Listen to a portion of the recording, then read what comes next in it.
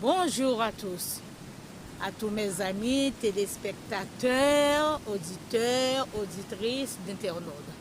Ce matin, au cours de ma petite promenade, j'ai rencontré un jeune homme, je peux dire un jeune homme, quelqu'un, où nous avons partagé et qui me donnait son témoignage. Ce témoignage est dans le but de vous encourager. Ceux qui sont malades, ceux qui sont passés par des moments difficiles, dans parole d'encouragement, je voudrais vous encourager avec ce témoignage. Alors, bonjour, je peux dire mon frère, hein? Hein? Timothée. Mon frère Timothée. Bonjour mon frère Timothée. Bonjour.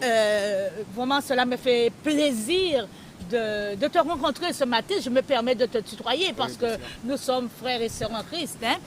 Et ce matin, vraiment, au travers de notre partage, tu as accepté de témoigner des obstacles que tu as rencontrés. D'accord, des difficultés que tu as rencontrées pour pouvoir édifier ceux qui écoutent cette parole, alléluia. Eh bien, dans parole d'encouragement, mon frère Timothée, à toi la parole. Oui. Dis-nous ce que Dieu, par son esprit, ce que l'univers a fait dans ta vie.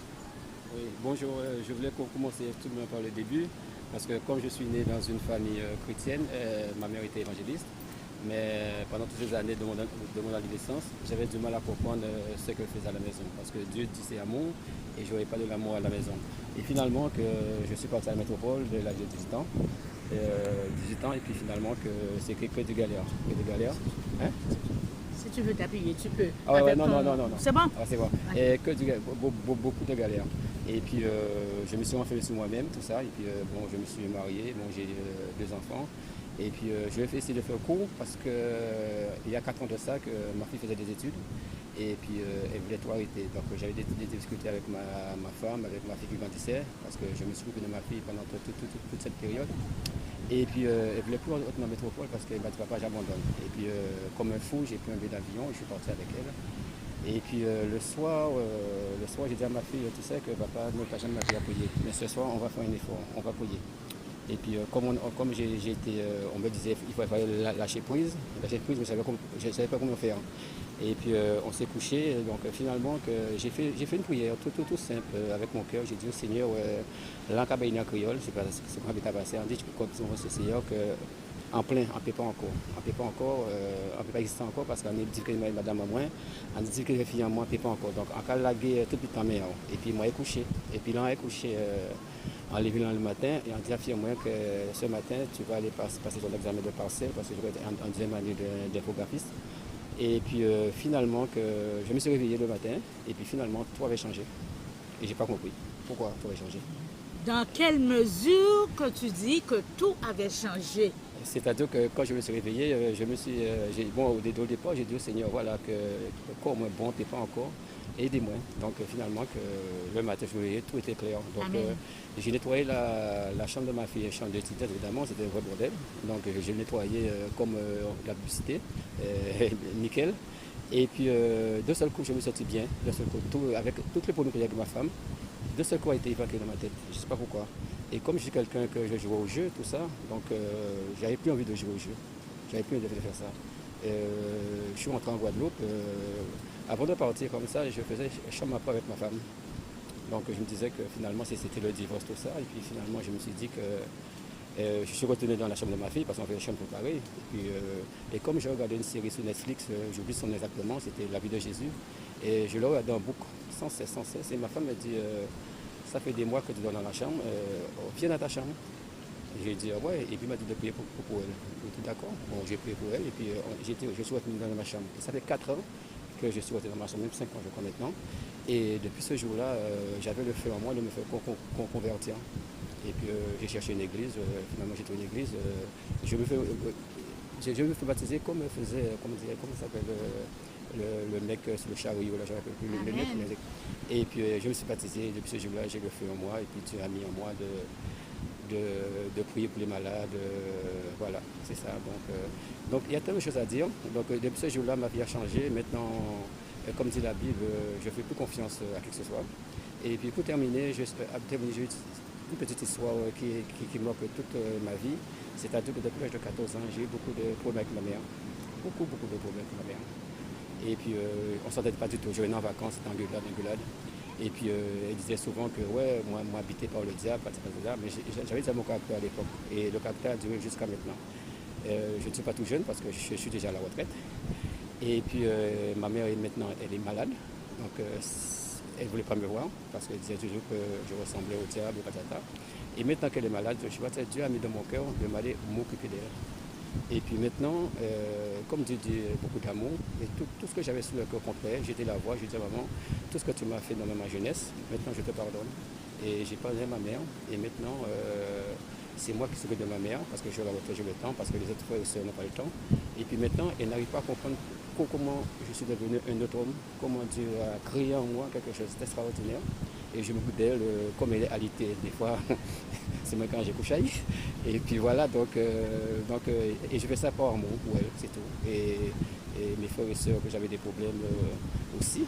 Mais finalement, tout le monde me voit différemment. Il n'y a pas moi de moi qui est passé, on va dire, bof. C'est le Saint-Esprit qui est en moi, c'est Dieu qui est habité en moi. Et, puis, voilà. Et je vis ma vie comme un homme le plus haut du monde. Même si je vois personne où j'habite, ça ne me dérange pas. Je sais que le matin, quand je me réveille, je prie. Dans la journée, que le Saint-Esprit est avec moi. Et je vis ma vie tranquillement avec ma femme et mon fils maintenant qui a 19 ans. Et puis ma fille qui est à Métropole, qui s'entend très bien maintenant avec sa mère parce que c'était très difficile au départ. Donc la vie a changé et je dis merci au Seigneur parce qu'il est gosse. Amen.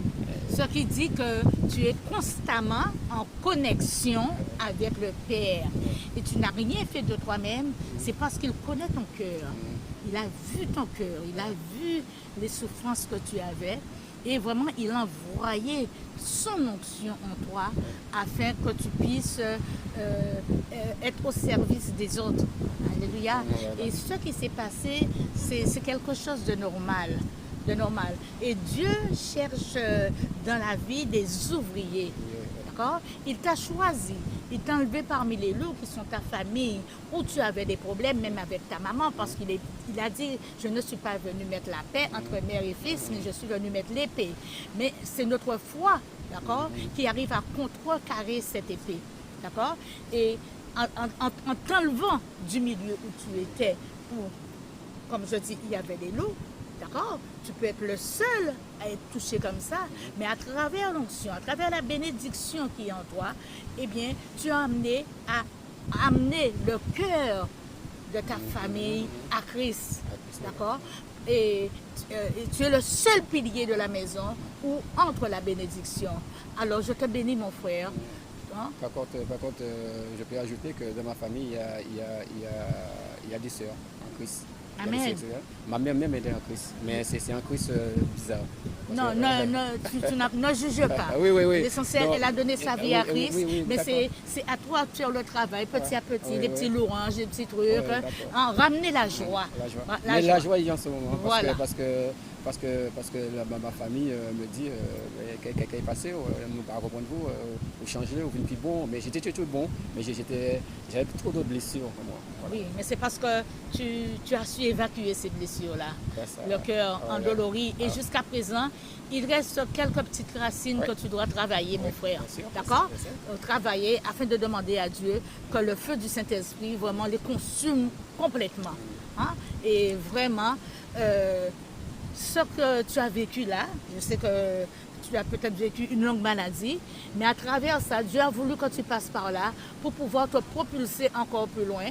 Alors, ne garde pas tout ça en toi, témoigne de ce que Dieu a fait pour toi, parce que ça peut guérir quelqu'un d'autre, ça me guérit à moi aussi, hein, qui t'écoute.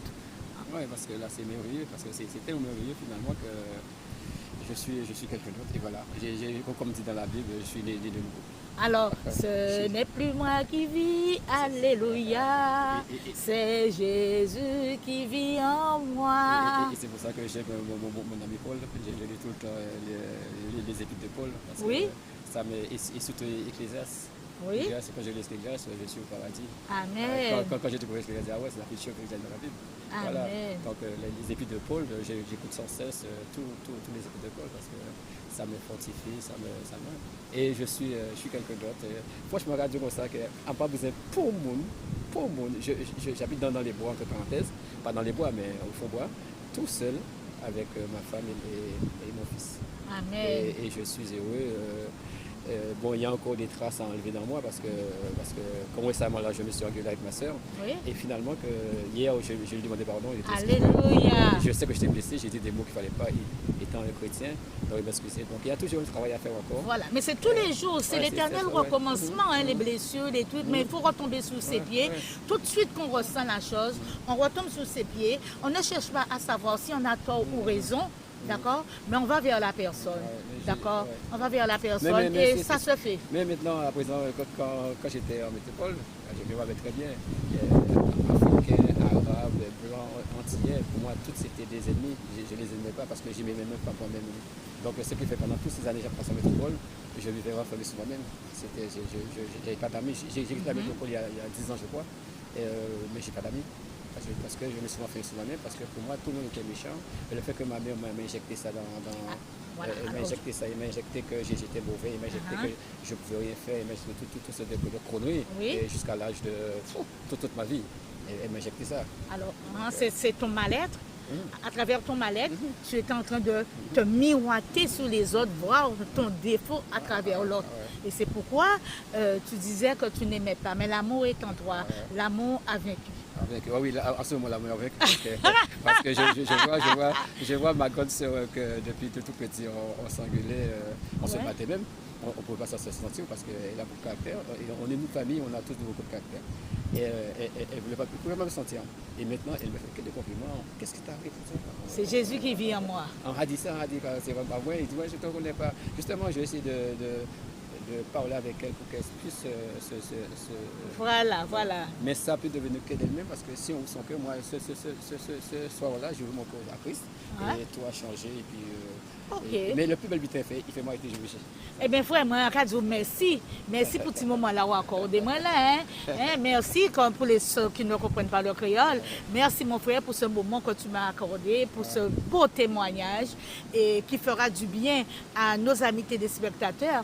Et je peux te dire aussi, ce matin, qui me fait du bien. Qui me fait énormément de bien parce que je suis passée aussi par là.